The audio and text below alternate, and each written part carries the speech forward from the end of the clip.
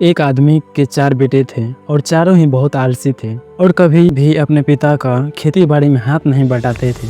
उनके 2 ही काम थे, सुबह उठना, खाना खाना और बस खटिए पर दिन भर आराम करना। उन चारों को आराम करने की इतनी बुरी आदत लग गई थी कि वो खाना भी खटिए पर बैठकर ही खाते थे। तो एक दिन उस बूढ़े आदमी ने अपने चारों बेटों को अपने पास बुलाया और कहा, मैं अपने सारी ज़मीन जायदाद आश्रम में दान करने वाला हूँ। ये सुनकर चारों बेटे हैरान हो गए कि जब हम जिंदा हैं आप अपनी सारी ज़मीन आश्रम में क्यों दान कर रहे हैं। उस बूढ़े आदमी ने कहा, ऐसे भी तुम चारों दिन भर कुछ करते नहीं हो, अगर मैं ज़मीन जायदाद तुम्हारे नाम कर भी दिया तो ऐसे भी ये खाली ही पड़ी रहेगी, तुम इस पर मेहनत करने वाले हो तो नहीं। ये सुनकर चारों बेटे ने कहा, आप ये क्या कह रहे हो, अब हम हमारी ज़मीन पर मेहनत करेंगे। ये सुनकर बूढ़े आदमी ने कहा, ठीक है, तुम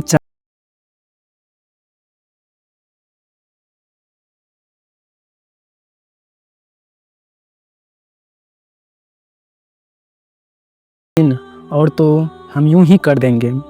अगले दिन बूढ़े आदमी ने अपने चारों बेटे को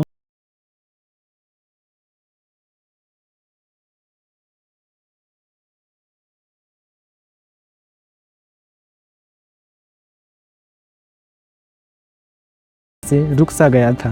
उन्हें समझ नहीं आ रहा था कि कब दिन डूबेगा और कब रात होगी। अब आधा दिन गुजरा, चारों भी मेहनत करके बहुत थक चुके थे। उन्होंने दोपहर का खाना खाया और खटिए पर ही बैठे बैठे वो सो गया। जब आँख खुली तो देखा कि अंधेरा हो चुका था और बूढ़ा आदमी देखकर मुस्कुरा रहा था। उन्होंने अपने बेटे से कहा कि कल तो तुम ये कह रहे थे, बहुत हंस रहे थे कि सिर्फ एक दिन, तुम तो आधे दिन में ही थक गए। दोस्तों, यही होता है आज के स्टूडेंट के साथ। वो फालतू की चीज़ों में टाइम इन्वेस्ट करते हैं और जब एग्ज़ाम का दिन आता है तो एग्ज़ाम में अपने 100% नहीं दे पाते हैं, क्योंकि उसकी आदत नहीं होती है कि बैठकर पढ़ाई में अपना 100% देने की। क्या वो एग्ज़ाम में एक दिन एक्टिव रह पाएगा।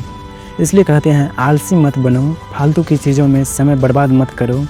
जो काम की चीज़ हैं, जो इम्पोर्टेंट चीज़ हैं, जिसमें आपका फ्यूचर बनेगा, उसमें ध्यान दीजिए। अगर आप इस कहानी को और लोगों के पास पहुंचाना चाहते हैं तो इस वीडियो को लाइक करिए ताकि यूट्यूब इस वीडियो को और भी लोगों के पास पहुंचाए। और अगर कहानी अच्छी लगी हो तो हमारे चैनल को सब्सक्राइब ज़रूर करिए। मिलता हूँ अगली बार इसी तरह कहानी के साथ। सब्र करो, शुक्र करो और ज़िंदगी में आगे बढ़ते रहो।